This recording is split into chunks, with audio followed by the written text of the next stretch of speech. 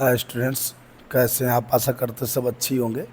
आज हम वही चैप्टर 1 की सीरीज में पार्ट 2 लेकर के आए हैं, जिसमें आपको हम परिपक्व पराग कोश है, अपरिपक्व पराग कोश है और उसके बाद में कई सारे चित्र हैं।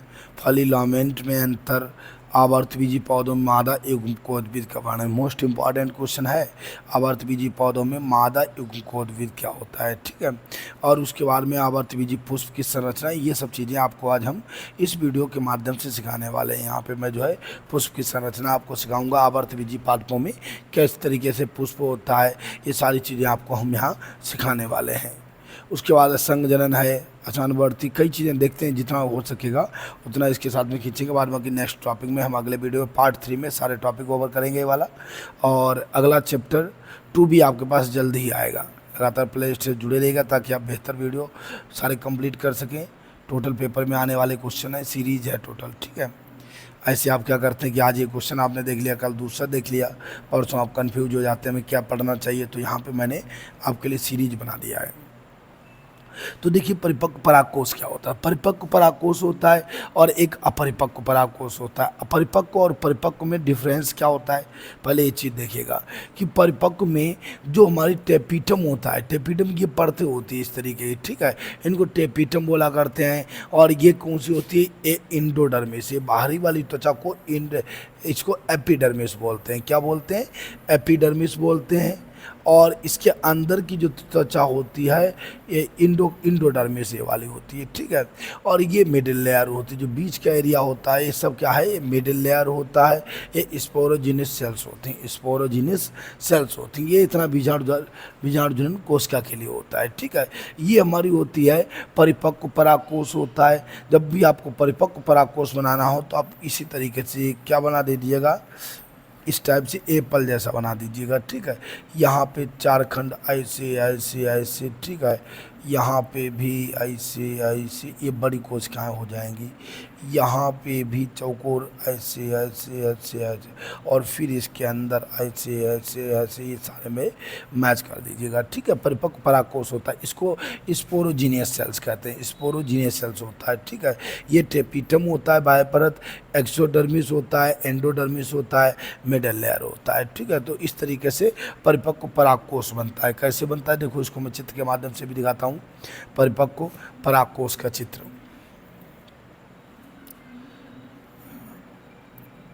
परिपक्व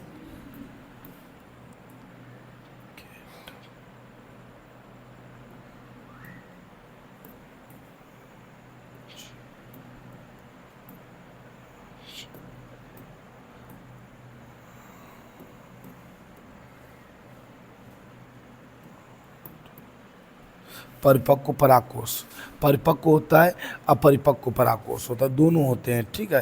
तो ये ध्यान देना, परिपक्व परागकोश होता क्या है, ये फूल के पुंकेसर का वह भाग होता है। देखो यहाँ पे मैं थोड़ा डिटेल दे रखा है, इसको देख लीजिएगा कि ये परिपक्व परागकोश क्या होता है। देखना जरा कि यहाँ फूल के पुंकेसर का वह, ये कहाँ पाया जाता है, फूल के पुंकेसर में पाया जाता है। फूल के पुंकेसर का वह भाग होता है जहाँ परागण बनते हैं। अब आपसे अगर बाई चांस आपसे कोई पूछ दे कि परागकोश होता क्या है, मुझे भी तो नहीं पता परागकोश क्या होता है, तो ये पुंकेसर का वह भाग होता है जहाँ परागकण बनते हैं, जो नर युग्मक होते हैं। यह पुंकेसर के तंतु के अंत में अंडाकार संरचना होती है और परागकोश में आमतौर पर 4 परागकोश होते हैं। देखो, परिपक्व परागकोश अगर आप चित्र के माध्यम से देखना चाहें तो चित्र के माध्यम से हमने कल शायद इसका चित्र आपको दिखाया था, अभी दिखा रहा हूँ। क्या होता है परिपक्व परागकोश,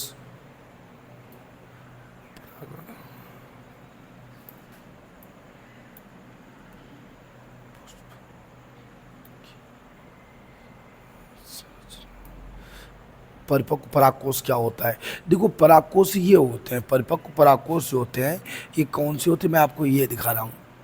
अब उम्मीद हम आशा तो यही करेंगे कि आप लोग कभी नहीं भूलने वाले हैं, क्योंकि हम चित्र के माध्यम से आपको सिखाएंगे।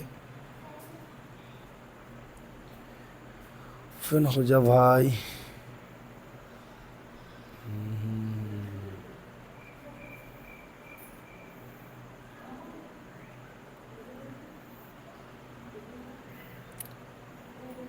बढ़िया नहीं चित्र आया।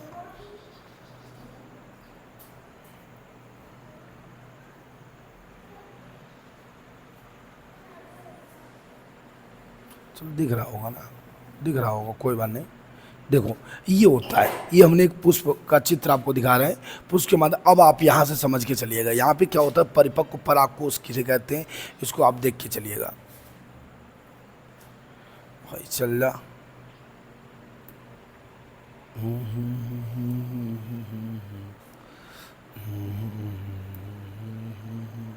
देखो ये परागकोश, ये हमारा पुष्प है, पूरा पुष्प है। अभी मैं अगला चित्र में भी आपको ये दिखाऊंगा। तो ये सबसे नीचे जो पत्ती जैसी संरचना होती है, ये पत्ती जैसी संरचना होती है, इसको हम बाह्यदल बोलते हैं। क्या बोलते हैं? बाह्यदल। या आप यहाँ परागकोश ही नहीं पढ़ रहे हैं, यहाँ आपको मैं पूरा पुष्प समझा रहा हूँ, ऐसे आप चित्र बना सकते हैं। पुष्प की संरचना आती है, ठीक है। और इसके अंदर जो एक ओवेरी जाती है अकेली, कोई भी फूल उठाइएगा तो उसमें हर जगह आपको ओवेरी मिलेगी।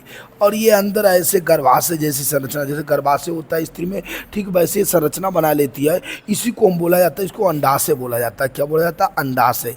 ये बोला जाता है स्त्री जननांग। स्त्री जननांग भाग होता है, ठीक है। स्त्री जननांग ये भाग यहाँ से चलता है, बर्थिकाग्र होता है, स्त्री केसर इसे कहा जाता है। क्या कहा जाता है? इससे पूरा भाग जो होता है ये स्त्री जननांग भाग होता है। नर जननांग क्या होता है? पुरुष पुष्प में ये इस तरीके से ये नलिकाएं, पराग नलिकाएं निकली होती हैं। और पराग नलिकाओं से क्या बनता है, ये ऊपर ऐसे संरचना एक मोटी मोटी बनी रहती, इसी को परागकोश कहा जाता है। अब बताइए परिपक्व परागकोश क्या होगा? एक ऐसा परागकोश जहाँ पर परागकण पूर्ण सुविकसित पाए जाते हैं, उसे हम परिपक्व परागकोश कहते हैं। तो ये चीज़ ध्यान रखिएगा, ये होता है परागकोश। जब भी आप बात करेंगे परागकोश परिपक्व और अपरिपक्व, तो आप याद रखिएगा आपको क्या देखना है, आपको डायरेक्ट देखना है पुष्प। पुष्प के अंदर ही परागकोश होते हैं और परागकण पुष्प के अंदर ही पाए जाते हैं। ये चीज़ आप याद रखिएगा। ये देखो बहुत बढ़िया बढ़िया चित्र है, मैंने आपको दिखा रखा है, वो भी अच्छा था। और भी आपके पास चित्र हैं, तो आप परागकोश इस तरीके से आप समझ सकते हैं। बताइए मुझे, क्या आपको बेहतर दिख रहा है? बेहतर दिख रहा होगा। तो और जब आप देखा करते हो तो कमेंट में ज़रूर बताया करो आपको समझ में आया कि नहीं आया, किस टाइप से समझ में आया। तो देखिए ये है एक पुष्प है, और पुष्प की संरचना में देखिए किस तरीके से मैंने इसको दर्शा रखा है।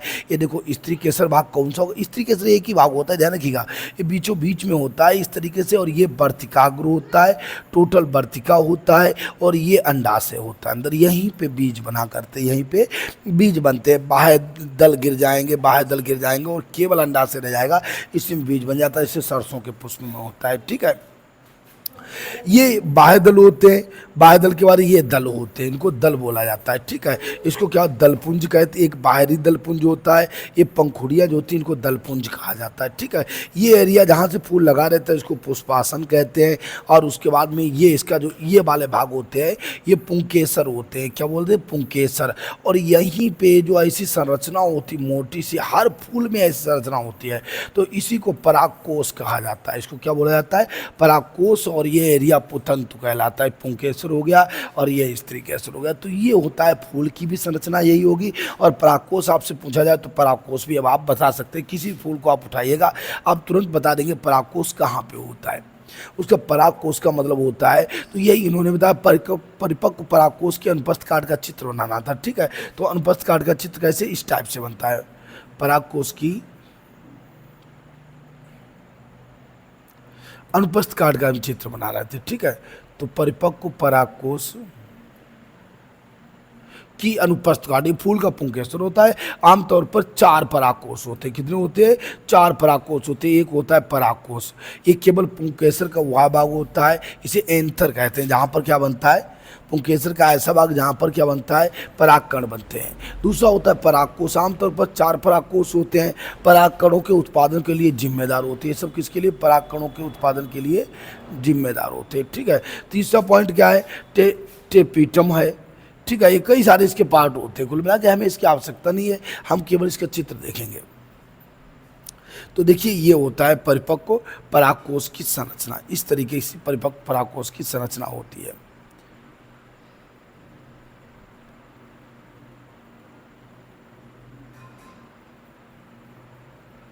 देखो ऐसे आपको चित्र को बनाना है, इस टाइप से ऐसे आप चित्र बना देंगे। परागकोश की संरचना होती है, ठीक है। इस तरीके से आपको ऐसे यहाँ से बना दो, या वैसे शेप जैसे आकृति वाला बना दो, जैसा मैंने अभी आपको समझाया था, वो भी है हमारे पास, ये रहा। तो ये शेप जैसी संरचना, हाँ बहुत सुंदर है, साफ आपको दिखाई देगा। देखो दिख भी रहा होगा, बहुत अच्छा से दिखेगा। ये परिपक्व परागकोश होता है, बीजाणुधानी इसको नहीं बोलेंगे आप, ये परागकोश यहाँ परागकण बनते हैं। तो परिपक्व परागकोश क्या होता है, देखो इसके बारे में थोड़ा मैं समझा देता हूँ आपको कि यहाँ पे ये बीजाणु जनक कोशिकाएं कहाँ पाई जाती, इन खंडों में। ये जो खंड हैं चारों तरफ से 4 खंड होते हैं, ठीक है, इनमें बीजाणु जनक कोशिकाएं पाई जाती हैं। और उसके बाद में सबसे ऊपरी एरिया में ये बाह्य त्वचा होती है, एपिडर्मिस होती है, और इसके नीचे होती है ये वाली एरिया एंडोडर्मिस कहलाती है, ठीक है।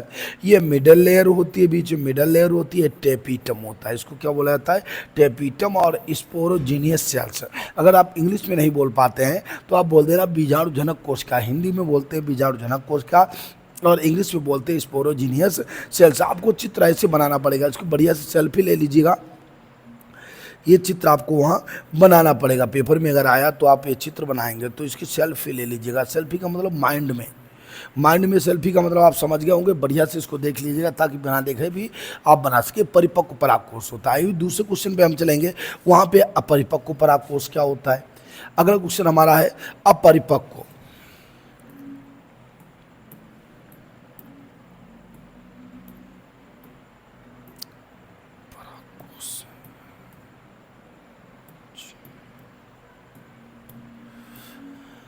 अपरिपक्व परागकोश क्या होता है, देखो अपरिपक्व परागकोश का मतलब क्या होता है, थोड़ा एक बार इसको देखिएगा।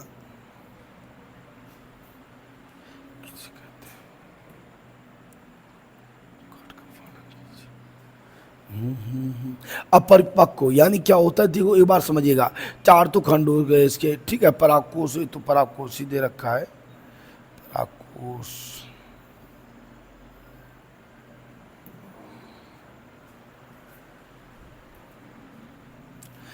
देखो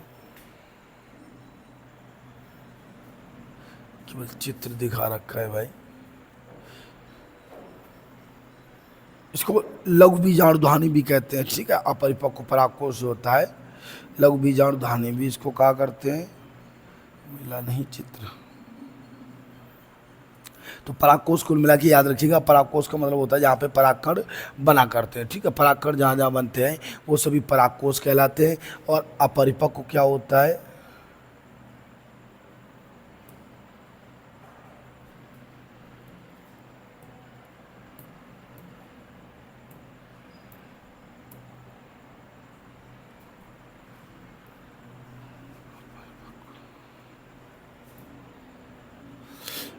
इसमें क्या होता है, अपरिपक्व परागकोश में भी देखो ये रहा चित्र हमारा। अपरिपक्व परागकोश के अनुपस्थित कांड में इसमें भी वही बात है, एपिडर्मिस। बाह्यचर्म क्या होगी, एपिडर्मिस होगी। अंतःचर्म एंडोडर्मिस होगी। मीजो लेयर होगी, ठीक है। मिडल लेयर होगी, टेपिटम होगा। बिल्कुल 4 चीज़ें होती है। देखो चारों चीज़ें मैंने आपको अभी यहाँ पे दिखाई दी, यहाँ पे चारों चीज़ें दिखाई दी परागकोश वाले में। अभी आपको चारों चीज़ें दिखाई दी मैंने, ये थी एपिडर्मिस था, एंडोडर्मिस था,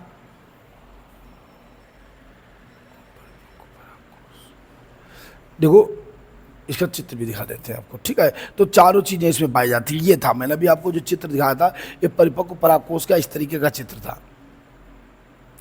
तो एपिडर्मिस थी, एंडोडर्मिस थी, टेपिटम थी, और क्या था हमारे पास, मीजोडर्मिस था, मिडल लेयर थी। ये था क्वेश्चन हमारे पास, ये चित्र था। यानी एपिडर्मिस थी, अधिचर्म थी, एपिडर्मिस थी, एंडोडर्मिस थी, मिडल लेयर थी, और स्पोरोजीनियस सेल्स थी, ठीक है। 4 चीज़ें, बस यही 4 चीज़ें हमारी अपरिपक्व परागकोश के अंतर्गत भी आती हैं।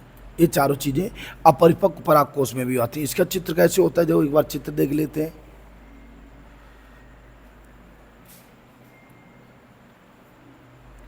अपरिपक्व परागकोश का एक बार चित्र देख लेते हैं। परिपक्व हो गया, आजा भाई आजा आजा आजा।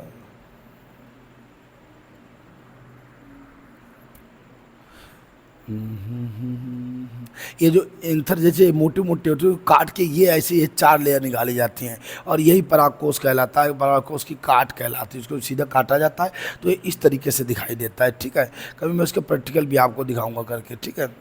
और यहाँ पे अपरिपक्व परागकोश मिल रहा भाई, नहीं मिलना, एक ही चित्र है इसका, ये बढ़िया चित्र है, सही है, समझ में भी आएगा।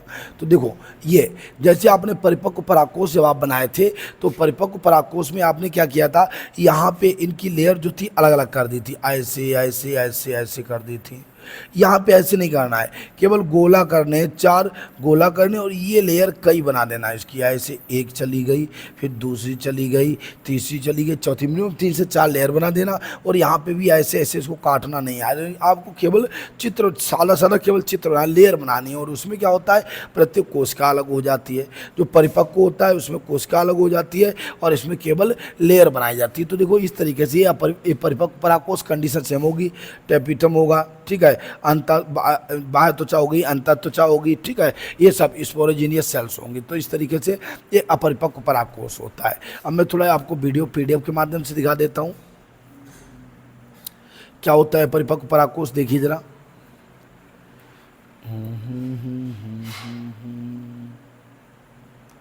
ये रहा अपरिपक्व पराकोष, ये रहा। देखो इस तरीके से आपने क्या किया, सम्मान पूल बना दिया, ये बंडल शीत बना दिया, सम्मान पूल, इंडोडर्मिस हो गया, मेसोडर्मिस मिडल लेयर हो गया, टेपिटम हो गया और लघु बीजांड। बिल्कुल सेम सेम बनाना है आपको मातृकोश का। ये देखो इकट्ठी ग्रुप में पाई जाएंगे, यहाँ इकट्ठी ग्रुप के रूप में होती हैं और यहाँ ये सब अलग अलग टूट जाती हैं, ठीक है। यही अंतर होता है परिपक्व और अपरिपक्व में। कंडीशन लगभग में चित्र सेम ही होगा, उसमें एक और बना देना, सम्मेलपूर्ण बना देना, यहाँ सम्मेलपूर्ण नहीं होता है, ठीक है। ये पराकोष हो गया। अपरिपक्व पराकोष का चित्र आपको इस टाइप से बनाना पड़ेगा। पेपर में जब आप चित्र बनाएंगे तो आप इसी तरीके से चित्र बनाएंगे, ठीक है। प्रारूपिक आवर्त बीजी बीजांड का चित्र, बीजांड का चित्र इस तरीके से होता है। बीजांड कैसा होता है, बीजांड जहाँ से बीज बनते हैं, ठीक है, तो अंदर की संरचना होती है। तो ये इस तरीके से आप बना देना, ये 3 खंड ऐसे बना दीजिएगा और यहाँ पे बीज बना दिया, बीजांड हो गया, ठीक है। प्रारूपिक बीजांड, यहाँ पे क्या होता है, ये केंद्रक होता है, न्यूक्लियस होता है, आउटर इंटीग्मेंट होता है, इनर इंटीग्मेंट। 2-3 पॉइंट याद कर लेना, ठीक है। एंटीपोडल्स याद कर लेना, इनको बोला जाता है एंटीपोडल्स, लास्ट वाला पॉइंट, ठीक है। और ये इंटीग्मेंट हो गया, एम्ब्रियो सेक, इसके अंदर जो द्रव भरा रहता है उसको एम्ब्रियो सेक कहते हैं। चलाजा हो गया, इसके एरिया को चलाजा कहते हैं, चिक्कल को, कैप्सिड को चलाजा बोला जाता है। तो ये क्या होता है, हमारा आवर्त बीजी बीजांड का चित्र होता है। इस तरीके से चित्र होता है। एक बार इसको देख लेते हैं, बढ़िया से दिखा देते हैं आपको चित्र को। बस ये खाली चित्र आएंगे बनाने के लिए, इसी में समझा रहा हूँ, बार बार की कोशिश में लिखना नहीं है आपको, ठीक है।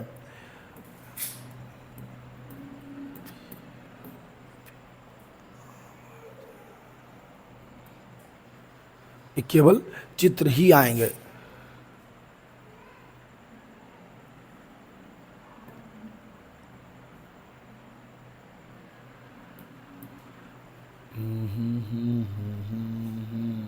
देखो ये चित्र होते हैं इसके, प्रारूपी आवर्त बीजी बीजांड का चित्र, ये संरचना है इसकी होती है, इस टाइप के इसके चित्र होते हैं।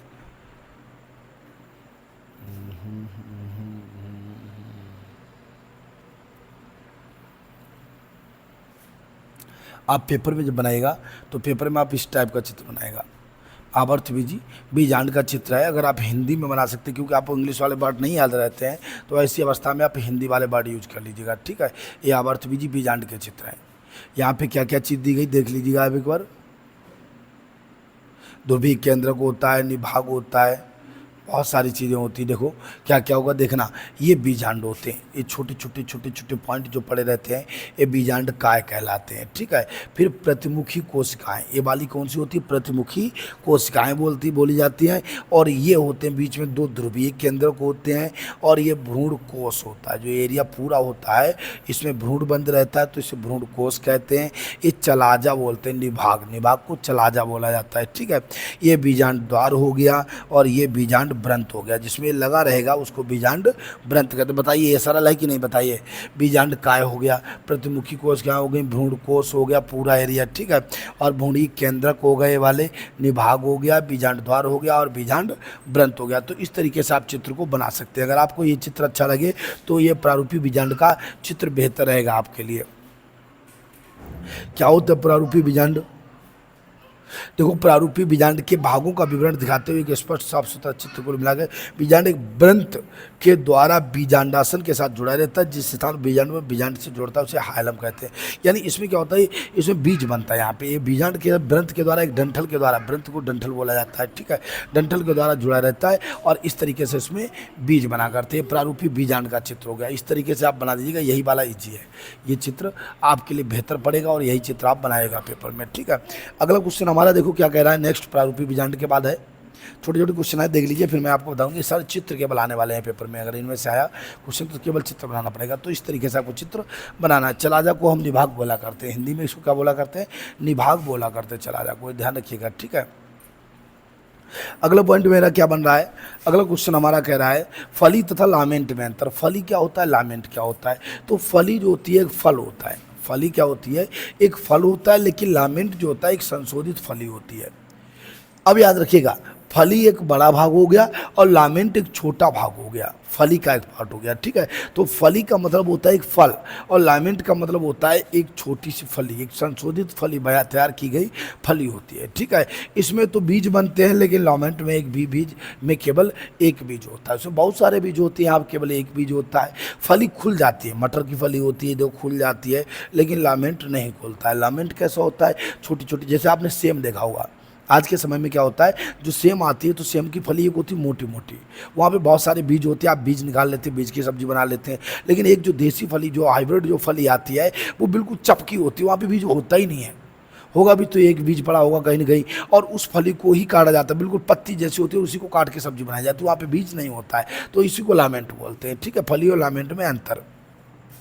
लामेंट एक सूखा फल होता है, क्या होता है, सूखा फल, अगर इसको सूखा दिया जाए सूखा फल हो गया, परिपक्व होने पर विभाजित हो जाता है। लामेंट स्कॉर्पियो क्या है, इसकी जो कॉर्फिक फल का एक उप प्रकार होता है। मिमोसा और अकेसिया अरेबिका लामेंट के उदाहरण। अब लामेंट के उदाहरण दो तीन याद कर लेना, मिमोसा और अकेसिया। मिमोसा और अकेसिया जो है लामेंट के उदाहरण है। और मूली का फल जो होता है सिलिका लामेंटेसी होता है, मूली का फल भी ऐसा ही होता है, सिलिका लामेंटेसी होता है। तो फली और लामेंट में ये आपके अंतर हो जाएंगे, ठीक है।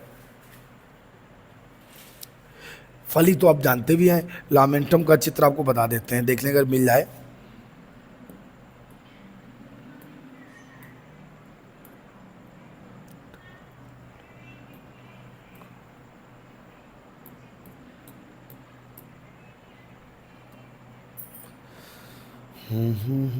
बहुत मुश्किल बात है मिलना,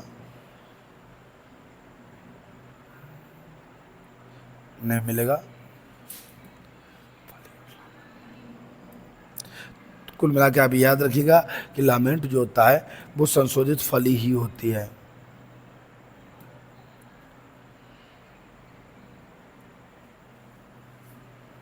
ये होते हैं फली और लामेंट में। तो हाँ, अब इस तरीके से आप देख सकते हैं, यहाँ से आपको चित्र मिल गया, ठीक है।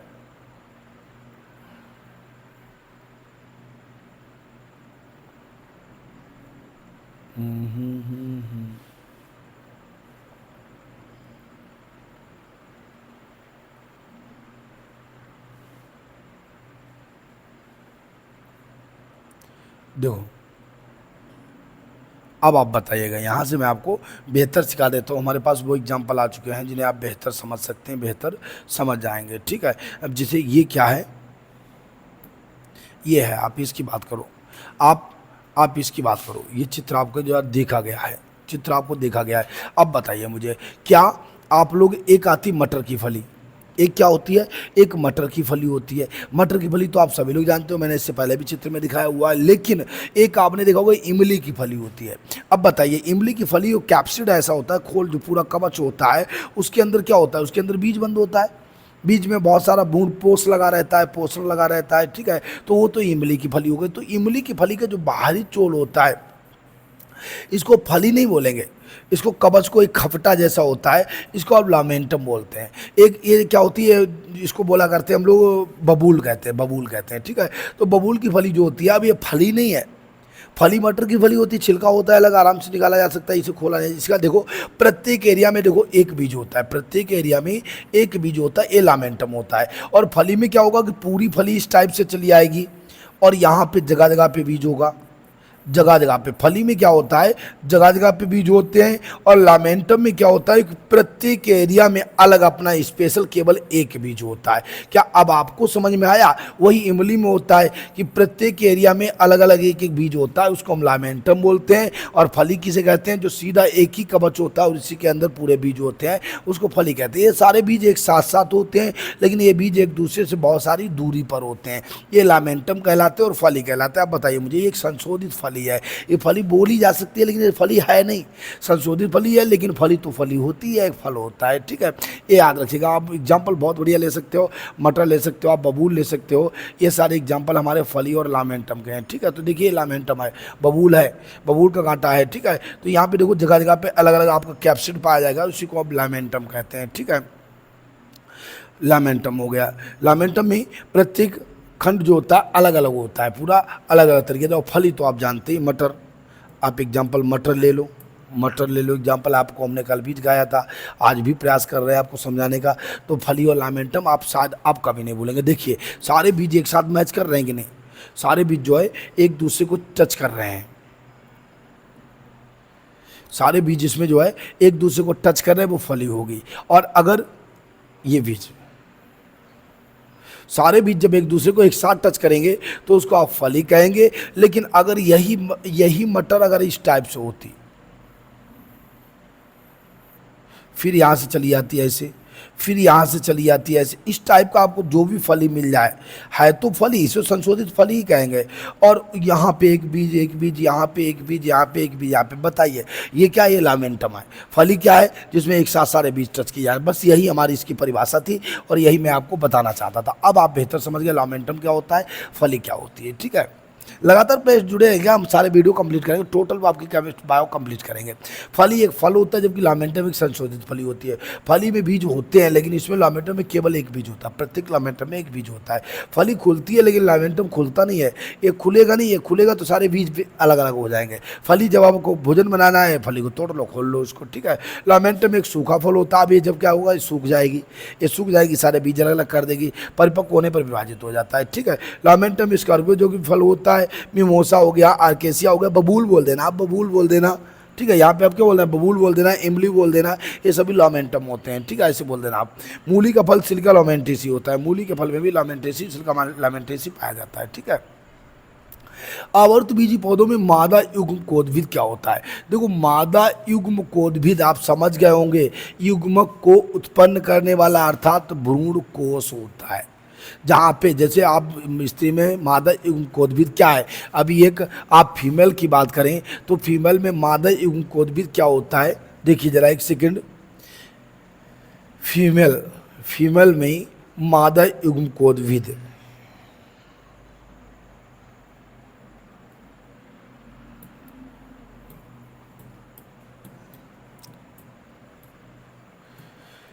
फीमेल में मादा युग्मकोद्भिद की आप बात करें तो मादा युग्मकोद्भिद क्या होता है, देखिए जरा एक सेकंड, गर्भाशय होता है, गर्भाशय होता है, ठीक है। आप लोग एक शिशु की बात करो, गर्भाशय की बात करो, जहाँ पे बच्चे का पोषण होता है,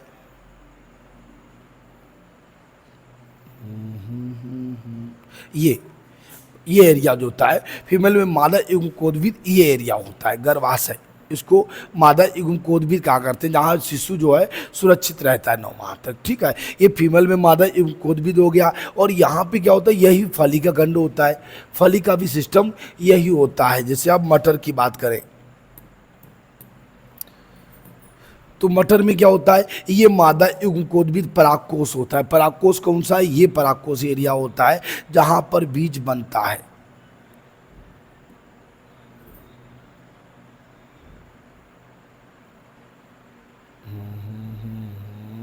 ये एरिया, जिस एरिया में बीज सुरक्षित रहता है, इस पूरे एरिया को जहाँ से ये सारे बीज सुरक्षित रहते हैं, इसको परागकोश कहते हैं, भ्रूणपोष कहते हैं। क्या बोलते हैं, भ्रूणकोश कहते हैं। और इसके अंदर जो सफ़ेद सफ़ेद पार्ट होता है इनमें पड़ा हुआ, इसको भ्रूणपोष कहा जाता है, ठीक है। बात मैं आपको इससे पहले कई वीडियो में बता चुका हूँ, ध्यान रखिएगा, ठीक है। तो देखिए क्या होता है, बस यही मादा युग्मकोद्भिद यही कहा जाएगा जहाँ से युग्मक का निर्माण होता है, जन्म होता है। तो देखिए अब इसको समझते हैं। क्या होता है मादा एवं कोदबिद। देखो आवर्त बीजी पौधों में मादा एवं कोदबिद को भ्रूण कोश कहा जाता है या अगुणित अवस्था। मैंने आपको बताया था ये अगुणित कोशिकाओं से बना होता है, वो अगुणित कोशिका और द्वितीय केंद्रक से बना होता है, ठीक है। इसमें इसीलिए इसको त्रिगुणित कहा जाता है। भ्रूण कोश अगुणित होता है, कोशिकाओं से बनता है, और भ्रूणपोष त्रिगुणित होता है, ठीक है। त्रिसमयकरण से बनता है, द्विनिषेचन से, ठीक है। जिसके परिणाम स्वरूप मादा युग्मक बनते हैं। आवर्त बीजी पौधों में लैंगिक प्रजनन होता है और परागण और निषेचन की प्रक्रिया होती है। पहले क्या होगा, परागण होगा। मधुमक्खी क्या करेगी, एक पेड़ पे बैठेगी और वहाँ से परागकणों को लेके जाएगी। परागण और निषेचन तो मैंने आपको वैसे भी बताया हुआ था, परागण क्या होता है, निषेचन क्या होता है, ये सब मैंने बताया था। देखो क्या होता है परागण, थोड़ा आपको बताते हैं। आवर्त बीजी पौधों में परागण क्या होता है, मैं इसीलिए बार बार रिपीट कर रहा हूँ, हालांकि थोड़ा वक्त तो लग जाता है, लेकिन कुल मिला के आपको बेहतर उसको समझ सकते हैं, चित्र आपको बेहतर समझ में आ सकता है, इसलिए मैं ये प्रयास किया करता हूँ।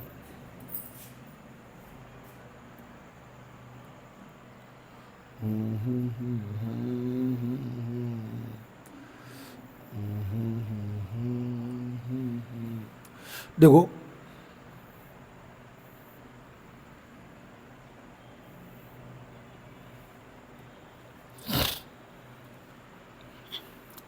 ध्यान देना कि मधुमक्खी के द्वारा परागकणों का, मधुमक्खी के द्वारा या किसी भी कीट के द्वारा परागकणों का दूसरी पुष्प के वर्तिकाग्र या दूसरे पुष्प के वर्तिकाग्र तक ले जाना, ये परागण होता है। परागण के बाद फिर ये परागकण क्या करेंगे, इसके अंदर प्रवेश करेंगे और यहाँ से इधर जाएंगे, और यहाँ इनमें क्या होगा, निषेचन होगा। यहाँ क्रिया कौन सी होती है, निषेचन क्रिया होती है। पहले परागण होगा और उसके बाद निषेचन होगा, और इसी निषेचन के बाद में फिर यहीं पर छोटे छोटे बीज बनते हैं। यहाँ पे बीज बनती है, परागकोश कहलाता है, इसी एरिया को परागकोश कहते हैं, और इसी के अंदर भ्रूणकोश और भ्रूणपोष दोनों होते हैं। भ्रूणकोश और भ्रूणपोष, परागकोश ये वाले होते हैं, ठीक है। तो ये भ्रूणकोश और भ्रूणपोष होते हैं, इसके अंतर्गत ध्यान रखिएगा। तो इसी को परागण और निषेचन कहते हैं। तो इन्होंने यही बताया, इन्होंने बताया कि जो परागण और निषेचन दोनों क्रियाएं होती हैं, उसके बाद क्या बनता है, भ्रूणकोश बनता है। ये सब भ्रूणकोश के अंतर्गत होती हैं। आवर्त बीज पौधों में और क्या क्या होता है कि ज्यादातर पुष्पी पौधों में गुरु बीजाणुओं में एक कार्यशील होता है। जितने भी पुष्पी पौधे होते हैं वहाँ गुरु बीजाणुओं में केवल एक कार्यशील होता है, और कार्यशील गुरु बीजाणु का मतलब होता है स्त्री जनांगोद्भिद होता है, वही भ्रूणकोश बनाता है। वो एरिया जो एक गुरु बीजाणु होता है वही क्या करता है, एक भ्रूणकोश बनाता है, एक भ्रूणकोश जिसके अंतर्गत बीज रहते हैं। अकेले गुरु बीजाणु से अंडकोश के बनने की विधि को एक बीजाणु विकास कहा जाता है, और मादा युग्मकोद्भिद को भ्रूण की थैली में छोड़ दिया जाता है। यहाँ अंडे और केंद्रीय कोशिका के साथ जुड़कर जिसके परिणामस्वरूप भ्रूण का निर्माण हो, तो वहीं पर मादा युग्मकोद्भिद ले जाया जाता है और उसको भ्रूण की थैली में छोड़ दिया जाता है, वहीं पर जो है इसका भ्रूण का निर्माण होता है। तो ये ध्यान रखिएगा, गुरु बीजाणु से होता है। गुरु बीजाणु क्या होता है, ये मादा युग्मकोद्भिद भ्रूणकोश बनाता है, और भ्रूणकोश से ही क्या होता है, बीज का निर्माण होता है, भ्रूण का निर्माण। इस तरीके का चित्र होता है। यहाँ पे कैसा होता है, इस तरीके का चित्र ये होता है अंडकोश का। जैसे इस तरह ये पूरा अंडाशय है, यहाँ पे क्या होगा, ध्रुवीय केंद्रक होता है, केंद्र कोशिका होती है, अंड कोशिका होती है, सहायक कोशिकाएं होती हैं, और तंतुरूपी में होता है, ठीक है। तो ये सब चीज़ें पाई जाती हैं। प्रतिव्यासात कोशिकाएं होती हैं, और यही सब कोशिकाएं मिलकर के क्या बनाती हैं, परागण करती हैं, और इन्हीं के अंदर बीज बनते हैं। ये परागकोश होता है। ये क्या होता है, ये हमारा मादा युग्मकोद्भिद कहलाता है, ठीक है। ये ध्यान रखिए, मोस्ट इंपॉर्टेंट क्वेश्चन है, आप बना के लिखना। तो मादा युग्मकोद्भिद को भ्रूणकोश कहते हैं, और इसका निर्माण अगुणित कोशिकाओं से होता है, ठीक है। एक अगुणित कोशिका, जब कोई भी गुरु बीजाणु कोशिका जो होती है उसी को वही मादा युग्मकोद्भिद बनाती है, और यहीं पर बीज का निर्माण होता है, ठीक है। अगला क्वेश्चन हमारा है, आवर्त बीजी पुष्प की संरचना बनानी। पुष्प की संरचना मैंने आपको अभी दिखा दिया था, पुष्प यही था हमारा, देखिए ये था पुष्प। आवर्त भी जब आपको पुष्प की संरचना बनानी हो तो आप फ्लावर बना लेना, फिर उसके बाद में ये आप जरूर बनाइएगा। ये क्या होंगे, ये परागकोश होंगे, यहाँ से परागकण जाएंगे, और एक ये वर्तिकाग्र बनेगा, वर्तिकाग्र से ये अंडाशय यहाँ पे बना देना। ये टोटल स्त्री केसर भाग ये वाला होता है, बीच वाला भाग स्त्री केसर भाग होता है, और ये सब ये पुंकेसर भाग होते हैं, दल हो गए, और ये बाह्य दल हो गए। बस इतना ही चित्र आपको बनाना होता है, और यही हमें बताना भी है। क्या आपको बताना है, देखना जरा कि पुष्प में क्या होता है, आवर्तबीजी पुष्प में नर और मादा जननांग एक साथ होते हैं, दोनों नर और मादा दोनों एक साथ होते हैं। पुंकेसर को नर जननांग और स्त्री केसर को मादा जननांग कहते हैं। ठीक है, आवर्त संरचना क्या होती है? नंबर 1 पुष्प व्रंत होता है। पुष्प व्रंत माने डंठल होता है, जहाँ से पुष्प जुड़ा रहेगा उसको पुष्प व्रंत कहते हैं, उसको डंठल कहा करते हैं। ठीक है, तो यही बात इन्होंने पुष्प व्रंत में लिखनी है। पुष्प व्रंत में क्या होगा देखना जरा, या पुष्प के तने से जोड़ने वाला डंठल होता है। ठीक है, पुष्प बाहु पुष्प के विभिन्न भागों को धारण करने वाला आधार होता है, जहाँ पर पुष्प लगने वाला है उसको पुष्प बाहु कहते हैं, पुष्प बाहु कहते हैं, जहाँ से पुष्प आएंगे। ठीक है, अगला बाह्यदल होता है, यह पुष्प का सबसे बाहरी चक्र होता है। बाह्यदल मैंने अभी आपको ये बताया। बाह्यदल कौन से होते हैं? ये होते हैं, ये पत्ती जैसे हरी पत्ती जैसी संरचना पाई जाती है पौधों में। कोई भी पौधा आप तोड़िएगा पुष्प वहाँ मिलेगा आपको नीचे हरी पत्ती जैसी संरचना, ये बाह्यदल कहलाते हैं। ठीक है, और ये क्या करते हैं? पुष्प की सुरक्षा करते हैं। शुरुआत में पुष्प की सुरक्षा बाह्यदल ही कहते हैं। ठीक है, जिसमें बाह्यदल होते हैं जो आमतौर पर हरे रंग के होते हैं और कली की अवस्था में पुष्प की रक्षा करते हैं। जो है जब कली होती पुष्प, जब पुष्प खिलता नहीं है तो ऐसी अवस्था में जैसे ये पुष्प आए तो इसके चारों तरफ बाह्यदल लगा रहेगा, या इस टाइप से बाह्यदल इसको बंद किया रहता है, कली अवस्था में उसकी सुरक्षा करता है। दलपुंज बाह्यदल के अंदर का चक्र होता है, ये दलपुंज कहते हैं। अच्छा ये भी लगाना, ये अक्सर रंगीन होते हैं और यही जो है परागकर्ताओं को अपनी ओर आकर्षित करते हैं। कीटों को आकर्षित करने के लिए ये दलपुंज जो कलरफुल भाग होता है पुष्प का, सुंदरता बढ़ाने वाला जो भाग होता है उसी को हम दलपुंज कहते हैं। ठीक है, ये दल होते हैं, इनको क्या बोला जाता है? दल बोला जाता है, और ये कीटों को अपनी ओर आकर्षित करते हैं। दूसरा बात ऐसे आप बता सकते हो। ठीक है, तीसरा नंबर क्या होता है? पुंकेसर होता है। पुंकेसर नर जननांग होता है, इसी में परागकोश स्थित होते हैं। ये वाले ये सारे पुंकेसर, ये एरिया क्या होते हैं? पुंकेसर कहलाते हैं। और ये होते हैं परागकोश। परागकोश में क्या होगा? परागकण स्थित होते हैं, परागकण स्थित हो यही उत्पन्न करेगा। ये सब एरिया जो होते हैं ये वाले ऊपर वाले लगे रहते हैं, ये परागकोश होते हैं, यही परागकण उत्पन्न करते हैं। ठीक है, ये एरिया पुंकेसर कहलाता है। फिर वर्तिकाग्र होता है। वर्तिकाग्र क्या होता है? ये स्त्री जनांग का जो छोटा ऊपरी भाग होता है उसी को हम वर्तिकाग्र कहते हैं, और वर्तिका अंडाशय को जोड़ता है। ये लाइन अंडाशय को वर्तिका कहलाता है, और फिर अंडाशय जो होते हैं जिसके अंदर बीज विकसित होता है उसी को आप अंडाशय कहते हैं। तो ये पुष्प के सारे भाग होते हैं। कैसे होते हैं देखिए जरा, एक बार समझना इसको, एक बार समझ के चलिएगा। ये हो गया, ये पुष्प व्रंत हो गया, डंठल हो गया। पुष्प व्रंत के बाद ये हो गया पुष्पासन हो गया। ठीक है, जहाँ से पुष्प को आधार प्राप्त होता है।